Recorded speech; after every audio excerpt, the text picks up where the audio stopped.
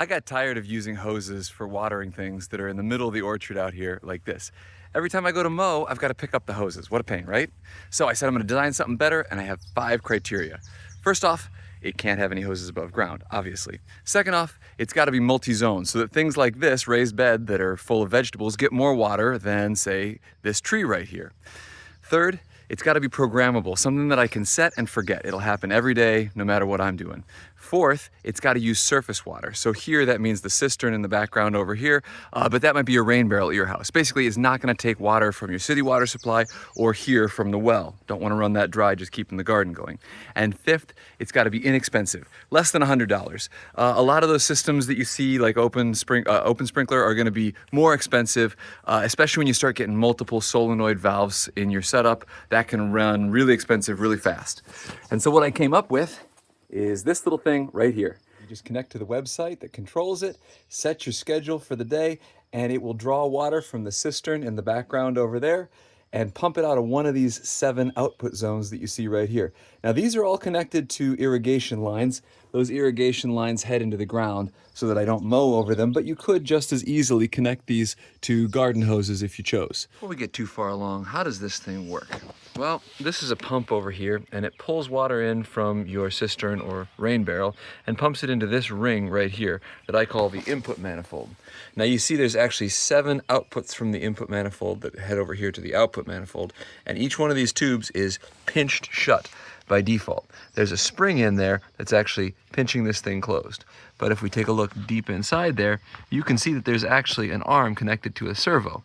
And when that arm spins around, it will decompress this tube right here so that there is always one zone that allows water from the input to the output manifold.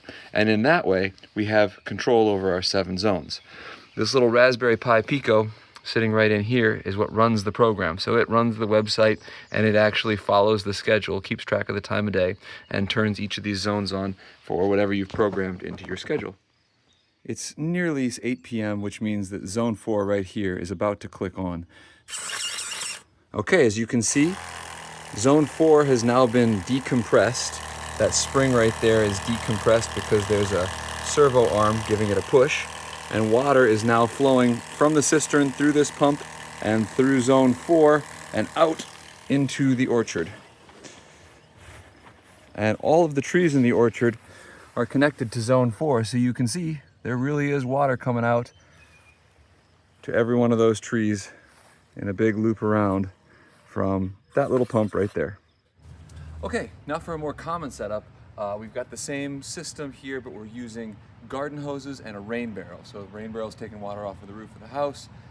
This 7-zone waterer is drawing water out of the rain barrel and then pumping it out to these zones. I've got zone 1 hooked up to a rabbit sprinkler and zone 2 just going to this geranium here. But you could have garden hoses going all over to anything you like, or the irrigation lines if you prefer.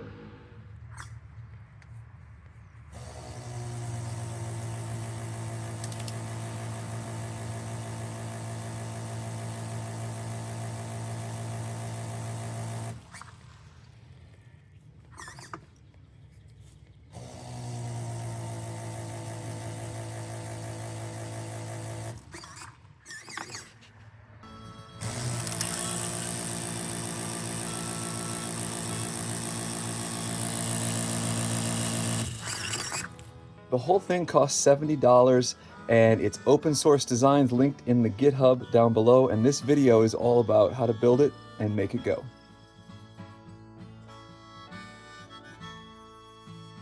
All right, it's time to actually build this thing. The first step is to 3D print all of the components that go into this. This is all printed in PLA. It's 100% infill and no brim. If that didn't make sense to you because you're new to 3D printing like I was, there is a link down below that explains more about how to get your 3D printer set up and actually printing these files. Also, there is a link to the GitHub that contains the 3D models for all of these things down below. So go ahead and review that. Now, before we actually start building, I'm going to explain how this goes together quickly. These two things, this is the output manifold and the input manifold.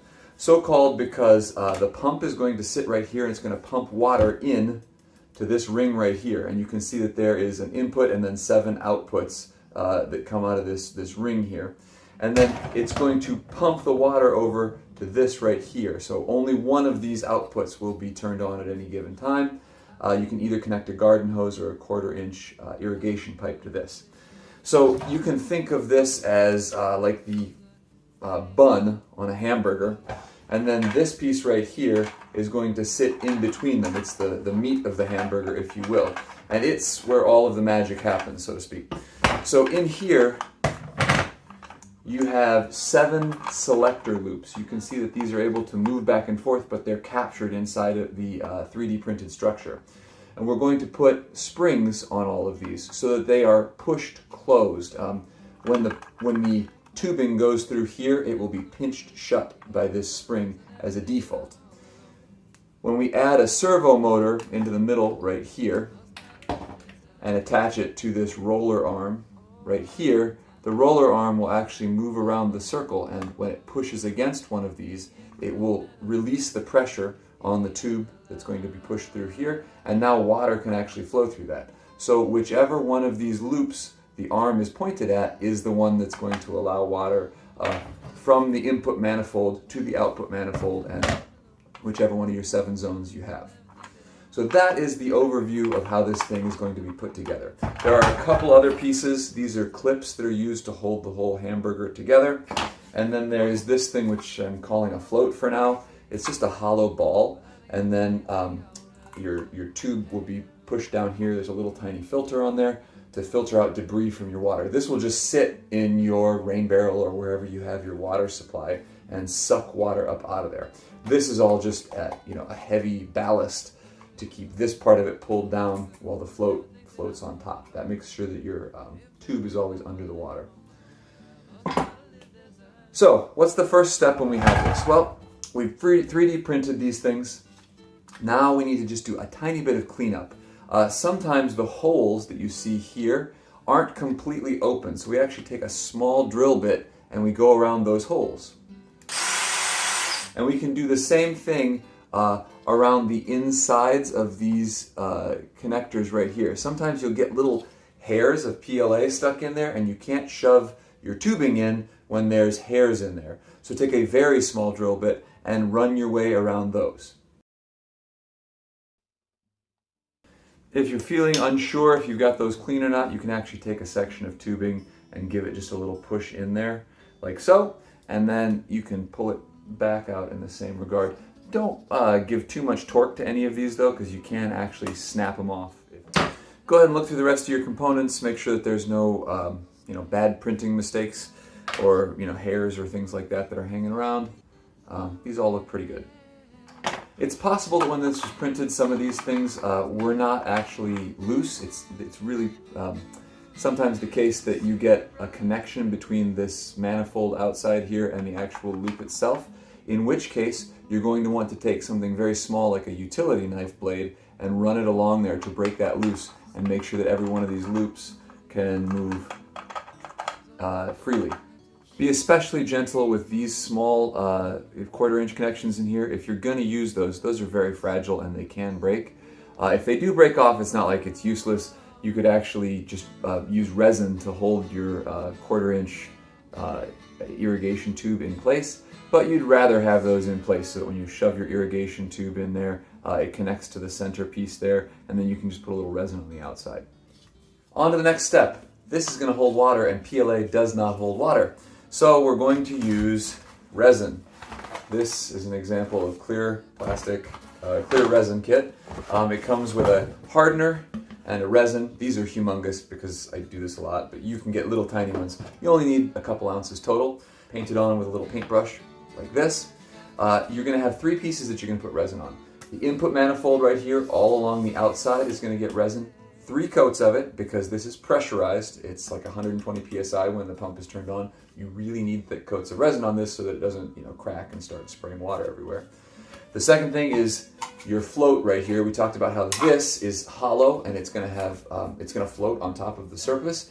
This is going to hold a little ballast like a rock or sand or something like that.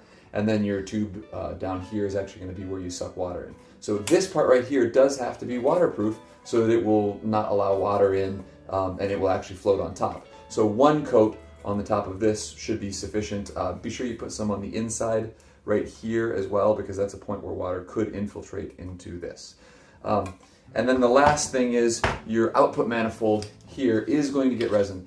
We're not actually going to do that right off the bat though. When we connect the tubes is when we're going to put all of the resin on here. It should be obvious why if you were to get resin inside here and it were to dry before you insert the tube, you wouldn't be able to insert the tube. So we're actually going to put resin in the hole and insert the tube at the same time, and then put another coat of resin on the outside. Same thing over here. You don't want to goop this up with resin before you insert your tubes or connect your garden hose on that, because it will it would be impossible to get your tubes in there after the fact. So hold off on putting resin on this until we're actually going to attach everything. This also though will get 3 coats. It's pressurized, so we need it to be, you know, anywhere that water's touching. So right along this section right here where the tube inserts, these sections right here which are exposed, and then where either your garden hose or your 1/4-inch irrigation line connects in, you need 3 coats of resin on those. This one for now, we're actually going to paint the entire outside and just avoid these places where the tubes connect. So we'll leave a little hole around here where there's no resin. You should let it dry between each coat. That may take anywhere from 12 to 24 hours. You can speed it up a bit by turning on like a small space heater. It'll dry just a bit faster. So let's get started on that.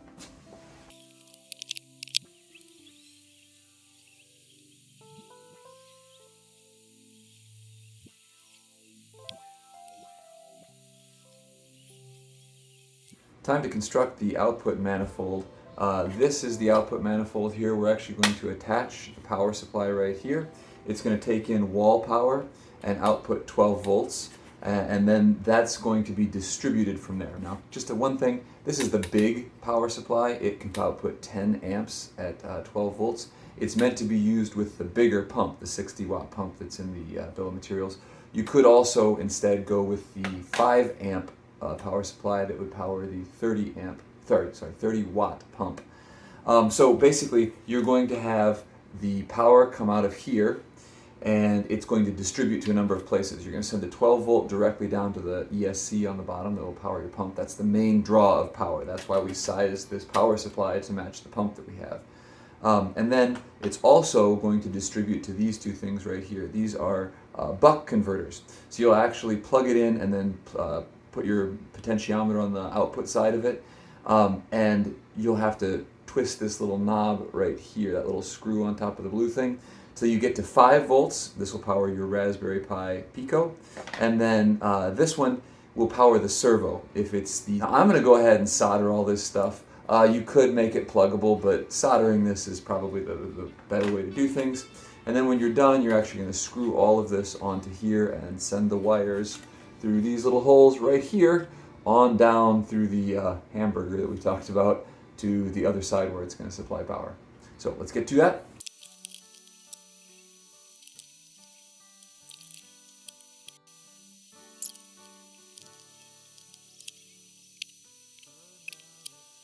Okay, this is the supply line coming from the wall.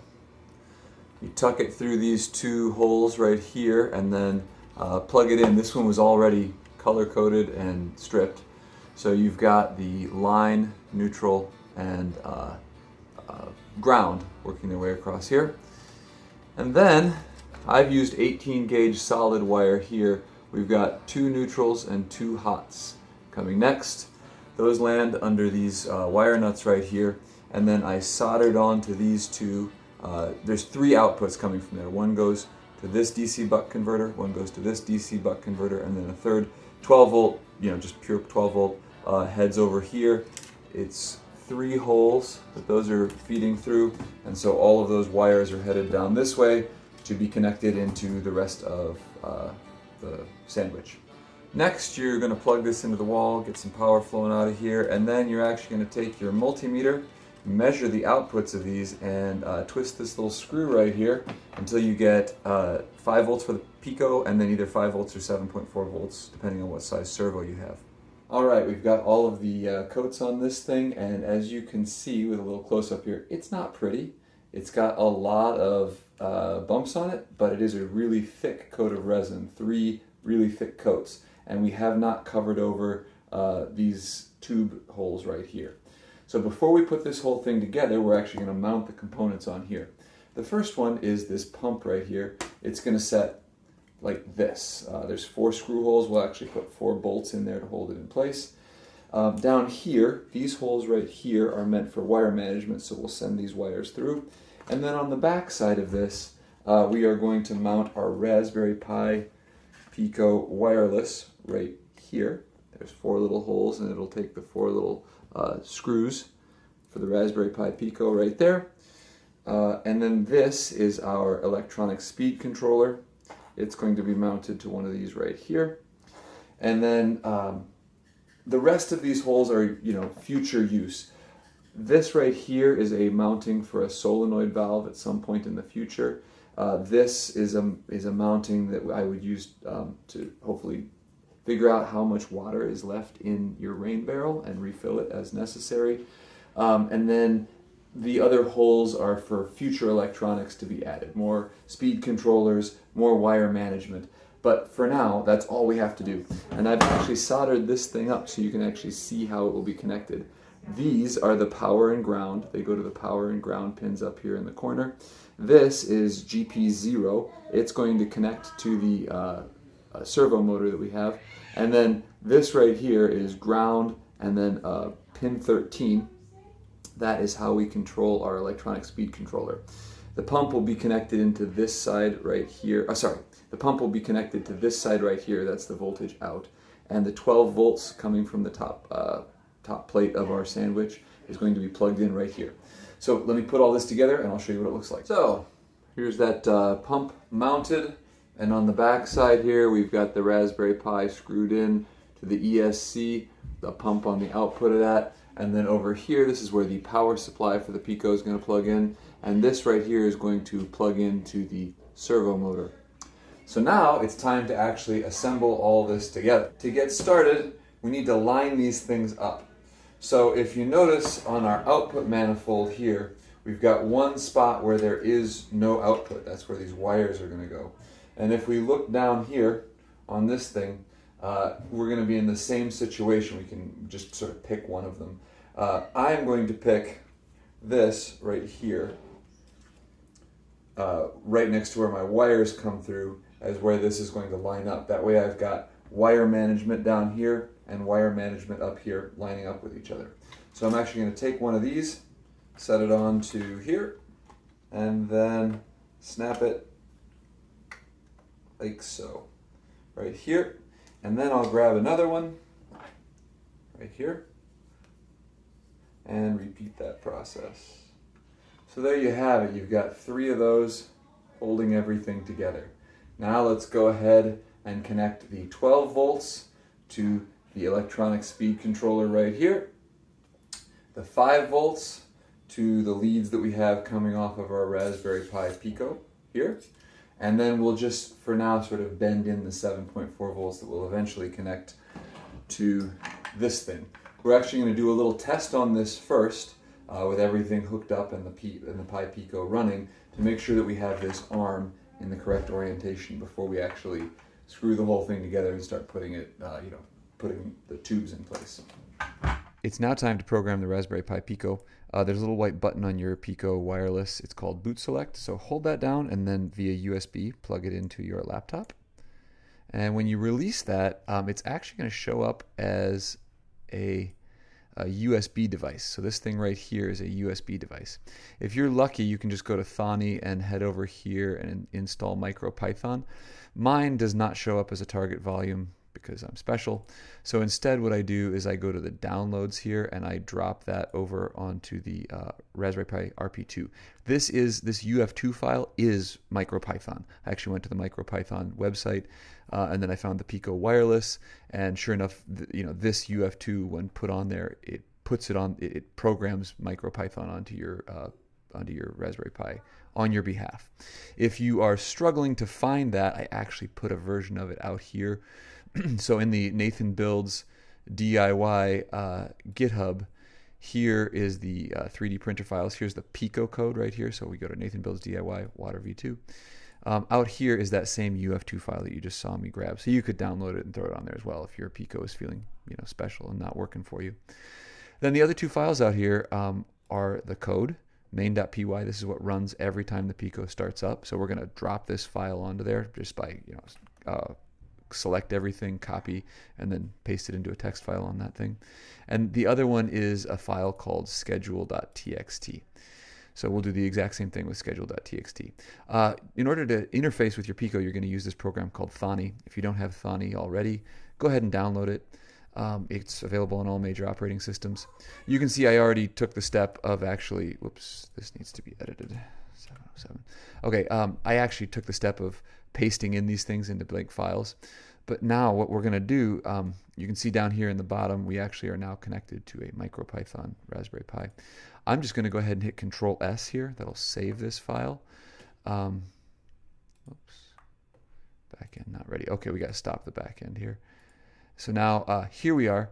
This is main.py, and we are going to file save as, and it's going to ask me where I want to save it. And of course, I want to save it to my Raspberry Pi 2040 device as main.py. And I'm going to do the same thing with schedule.txt. I'm going to save as to the Raspberry Pi 2040. I want to overwrite that, and yes, then sure enough, that's what I want to do.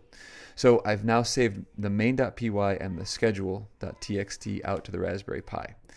So now all I have to do, I could just unplug and replug this thing in. Main.py will run every time the Raspberry Pi is powered up, but I'm going to go ahead and run it from here. Then I can see the cool logs that come up here. Now, to actually test this thing, we're going to disconnect from our internet that we've been using, and this is a hotspot called Pico Hotspot. And the password for the Pico Hotspot is password123.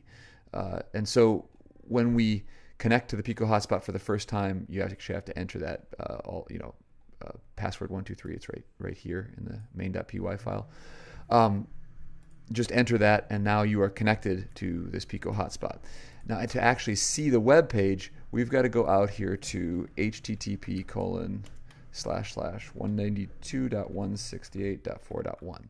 I apologize. This is an IP address, a local IP address. I wanted to have it do DNS resolution so you could connect to, like wateringsystem.com or something. But I was unable to get DNS resolution working correctly on the Pico. That's a future project. So what we see here is the only page that controls this watering device, this Pico, which controls the watering device. On the top here, we've got the current system time. In the middle, we've got the schedule that it's going to run. And then at the bottom is a way to instantly test any zone that we want rather than waiting for that time of day so that we'll actually run. What you see here is the schedule.txt that you programmed over in Thani. So this schedule here, row 1, 707 to 707. Okay, so we've you see that schedule.txt right here matches up exactly with the schedule that we see over here. Before actually installing this into here, we need to make sure that this arm right here is situated properly. So I have the servo motor hooked up to, it's actually 6.4 volts, I was wrong, not 7.4. 6.4 volts is connected to this, and then GP0 from the Raspberry Pi inside there is connected to this. It's powered on, and I am connected to the Raspberry Pi Pico hotspot here. So if I choose zone 1 and I choose 1 second in the instant test section of this, and then I click run test, we can see that that moves over to zone 1. And then it moves back to its neutral position. So you need to have this arm positioned so that it's just past zone 1 here. Now you can test all the zones, which we'll do presently here.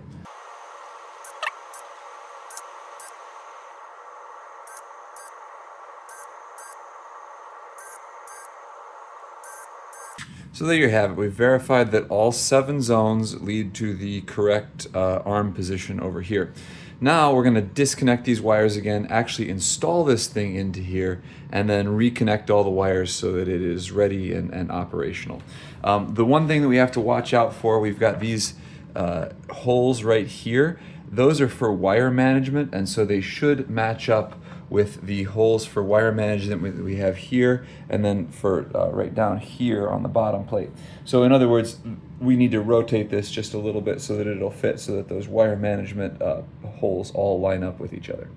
So let's go ahead and do that, and then you'll notice that on the back side of every one of these brackets, we've got a little screw hole, which will actually match up with the screw holes in the sides of this. So we're gonna actually make sure that our brackets are then screwed into this and wire it all together. So let's take a break and come back when that's done. Okay, this is how it all hooks together. You should make sure that every one of these hose connectors matches up with one of these loops, matches up with one of these hose connectors here.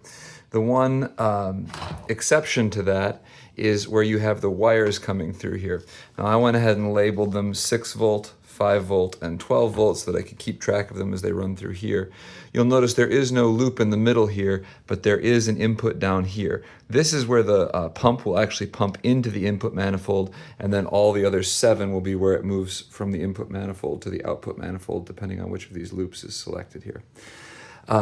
The 6 volt that comes down here, I actually ran it down into here and just put a little piece of tape around it, so it's got 6 volt, 0 volt, and then GP0 connection on the Raspberry Pi Pico. The 5 volt just comes down and plugs into the power and ground, the V-bus and ground pins on the Raspberry Pi Pico. And then the 12 volt heads directly down here to our ESC as the input, and then the output is connected over here to this pump. And all the way in there, there's 2 pins, a pin 13 and ground connection on the Raspberry Pi to that. So now if you want to come back over here, you can actually do a test and your pump will work. So we're going to do a 1 second test of your zone 1. The pin moves and you can hear, you even saw a little bit of water shoot out of there. This actually comes preloaded with a little water in it. So now the whole thing is working, and we can go ahead and hook in all of the hoses and resin them into place so that this thing will actually function. Prior to cutting this, unfurl it for a couple days so that it will actually be straight. You're going to want 12 centimeter segments, 7 of them, and then 2 much longer ones so that you have an input hose to the pump that could be as long as you need, anywhere from 2-3 feet for a rain barrel to, I have 30 feet set up at the farm so that it draws from a cistern pretty far away. And then the output side of this, I've got it labeled output, input on the pump. The output side is just going to hook right back into here. Here's an example of one hose installed. I just forced it down into there, ran it through here, and then forced it up into there. And you're going to actually want to cover both ends of that with just a little bit of resin. And then once it's done, once it's dry, put another coat of resin here and another coat of resin here. Probably 2 coats actually, as well as a little bit of resin right here. And then if you're using the inside of this, a little bit of resin in here when you go ahead and install your 1/4 inch tubing. And then I shoved this spring in after the fact. So the very last step to sort of set this all up is to put the spring in. So go ahead and do that all the way around.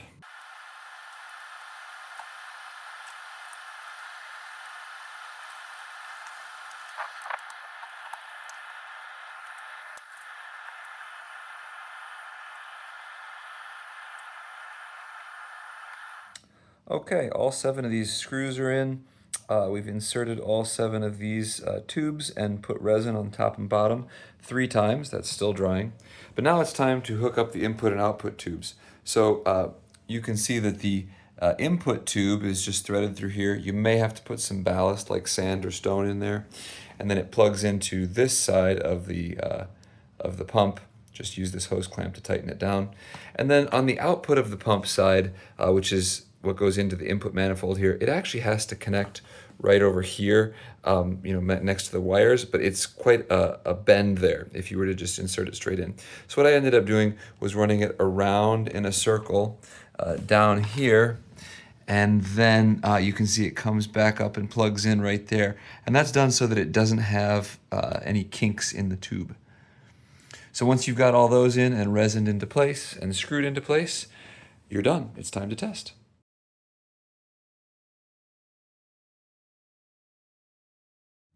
So that's it. This thing works. What are the next steps though? So first off, I think you can go from 7 zones to 14 or 21 and only add a couple bucks. So maybe for $100 you get 21 zones of output, basically by adding an extra ring on the outside of this. or a couple extra rings, and then adding solenoid valves to select which one of those rings you're actually going to push water through too. And then the same selector arm would choose one of the 7 outputs. Second thing, the Pico code needs to be updated. Right now, it doesn't handle newer browsers very well. It likes older, like Firefox browser.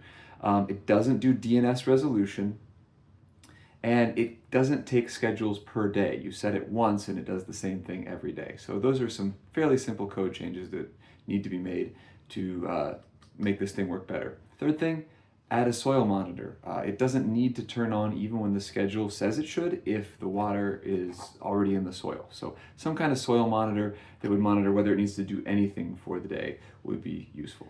Next, keeping up with the Pico updates, I think a real-time clock on the Pico so that even though it loses power, it knows what time of day it is and you don't have to reset it. That'd be a simple solution, simple add. I actually tried doing it and I couldn't get it running, and so I just went with what I had, I guess, but that'd be a next step. One more thing for rain barrel users, putting a solenoid valve connected to the city water supply, and then like a depth sensor so that it could see how much of the water has drained out of the rain barrel, and when we're getting down to the bottom of the barrel, refill from the city water supply would be a really useful extra so that you've always got water when you actually go to distribute it. And keeping with that, you could actually get rid of the pump on the backside of this thing completely and just use the city water supply. So rather than pumping out of a rain barrel, you could just have a solenoid connected to the city water supply that would actually supply you with what you need. And then the last thing is, we don't really love this wall connection where we've got 120 volt AC going to 12 volt DC for the rest of this. We could instead put together a solar panel, an off-grid option, so that we power this thing using solar and a regulator, and it would add some cost to it, but it would mean that you have to be close to a wall power supply, and it'd probably be a little bit greener, safer. So that's it. I hope you enjoyed seeing how this thing is built, seeing it operate, and go forth, make one of your own. Let me know what you think in the comments, and don't forget to like and subscribe for more unique and useful do-it-yourself builds.